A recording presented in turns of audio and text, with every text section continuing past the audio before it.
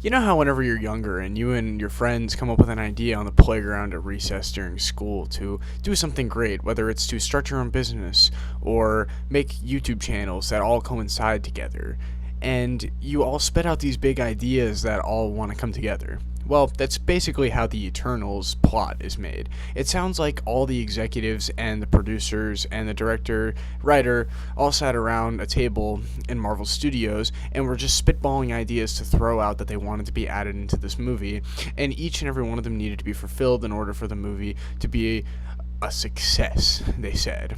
Well, come to find out that The Eternals was not a success, and this could potentially be one of Marvel's biggest flops. So, I'm going to hop into spoilers as we talk about The Eternals. I don't know if any of you guys have noticed a recent downtrend whenever it comes to Marvel movies. That it's almost like the hype of these movies is dying down.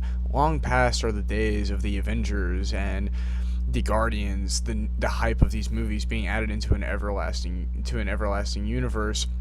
Coming forward today are awkwardly retconned characters into an overall story that we're supposed to believe in.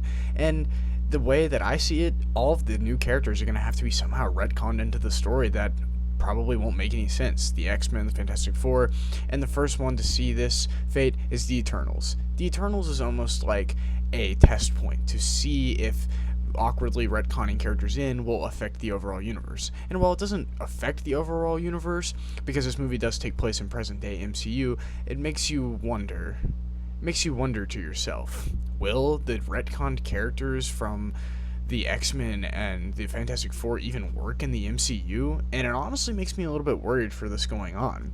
The Eternals is a movie about these characters sent down to Earth by the Celestials to protect the Earth from the Deviants. The only issue is they're not allowed to interfere with anything on Earth unless Deviants are involved, which is okay, I guess, but then we're shown 2.5 hours of these characters actually caring about humanity and wanting to pitch in. So don't you think that these characters, if they're the same characters in the other movies, would have wanted to help out? Don't you think that these characters seeing people get mercilessly killed whenever Ultron came down, or whenever the Chitauri attacked, or even whenever Thanos attacked, would have wanted to help out anyways?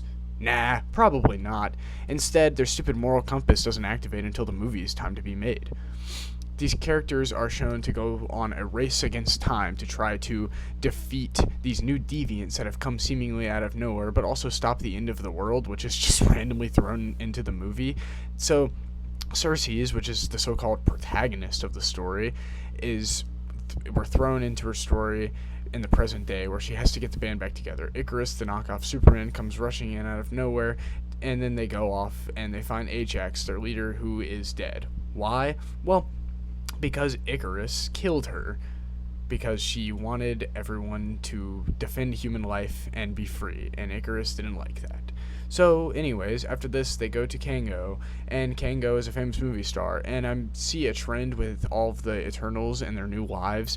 Someone important in their life must tell them to go, so in that way they go. Icarus's manager, who we're told has a good relationship with him, is like, "Oh, you should go, boss." And he's like, "Okay, I'll go." So anyways, Kango goes on that thing, and then they go to Dirge, who is probably my favorite character throughout the entire story.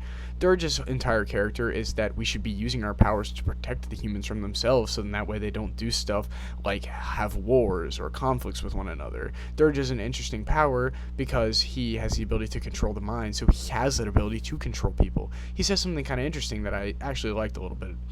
He says that the first thing he wanted to do as soon as Ajax sent them all on their way was to enslave the entire world and control their minds to take over, which is a bit of an interesting concept.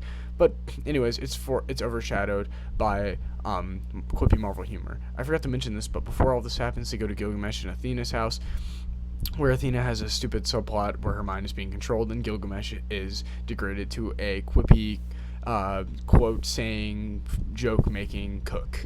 Anyways, they all go to Dirge's village, where he's been helping these people stay alive and protecting them, where the Deviant attacks. The Deviant kills Gilgamesh and he takes his powers. Everybody's sad, they throw a funeral, and then they're back to cracking jokes again. So, anyways, they then go to the ship, and at the ship they find Makra, who is the speedster of the group, and I guess she's just been living there the whole time, whatever the heck that means. So anyways, a bunch of other series of events that no one cares about unfolds, and then it's revealed that Icarus is truly the bad guy.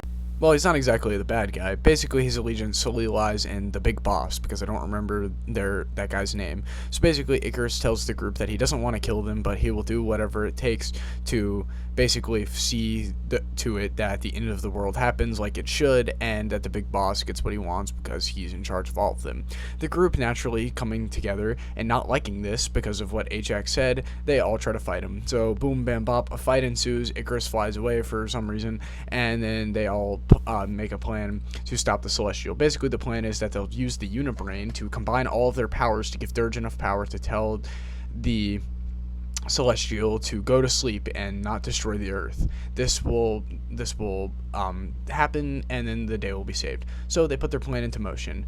Athena distracts Icarus while the rest of them, while Circe's and Dirge go to do this, but then Dirge is almost killed by Icarus. Well, he is killed, but then he comes back at the end of the movie, so whatever. So anyways, then it's left up to plan B, which is Circe's going in and using her powers to kill the Celestial. So yeah, Circe's runs in and she does all this stuff, and to defend her, the rest of the team fights Urkes, and it's basically just a rip-off scene of the Justice League versus Superman in the Snyder Cut, but I digress. So a fight ensues. They're all like, oh, we've been wanting to do this for a long time, and they all have like this pent-up rage against him for some reason, even though just scenes ago they were all laughing and calling each other family. So yeah, that happens. Icarus gets tired of this nonsense, so he defeats them all and he runs away. Athena ends her subplot with the other deviant who can control powers and killed Gilgamesh. I don't know if I mentioned that earlier, but yeah, so she kills him and then comes out, blah blah blah blah. Icarus runs over to Circe's, but before he can do anything to Circe's, he sees all of their past love and stuff that happened throughout the entire story, and he's like, no, I don't want to kill you. So then he doesn't kill her, and then he promptly flies into the sun for no reason at all. And that's the movie. It goes back to the normal lives, but then the big boss comes in and he's like, I've had enough of this idiocy. I will not destroy the Earth, but all of your memories of the Earth must be wiped because you all disobeyed me completely. And they're like, okay, whatever. Then the post-credits scene rolls. Harry Styles is now in the MCU, and it's completely misleading because none of them seem to care that all of their families were destroyed. It sets up a sequel that I'm sure we will probably never get, and even if we do get, it'll probably just be extremely mediocre. Honestly, I don't know how to feel about this film. On one hand, it's trying to be a dramatic, epic film, trying to tell different ideologies and a different story, but it's overshadowed by the overall ignorance, I guess you could say, of the MCU, trying to be comedy and appeal to all audiences. It's got too many cooks in the kitchen, and it just has an unfocused plot. Dirge and Makra have some kind of love thing going on, but the story pretends like they've been married for thousands of years, even though it seems like they just met in the story only a couple scenes ago. The way the story is told is through flashbacks, and it's honestly kind of just distracting to the overall main plot. So yeah, I don't know. The entire film as a whole just seems rushed, even though it's had over 5 years of production time and a large Disney budget to go off of. It seems like all the directors, as I said before, sat around the room and were like, what should we do? And each person spitballed a different idea that was all added to the story. In my opinion, you could get rid of Athena, Sprite, and Gilgamesh, and you could still have a solid story right there. Oh, and Kango. You could get rid of those 4 characters and still have a solid story with a compelling narrative to go off of. If this were how the story was told, then it would be a lot better. But instead, we get quippy Marvel humor that just doesn't really hit. The humor in this movie doesn't land. The effects are stunning, though, on one hand, which is something to be expected through a modern day live action movie like this. I don't know. I'm rambling here because I don't really know what else to talk about. This movie is mediocre at best, and I personally did not enjoy it. So, with that being said, I'm going to give The Eternals a 3 out of 10. I really did not enjoy it. You can go watch it for yourself if you'd like to. But yeah, that's all I got for today. See you all in the next one.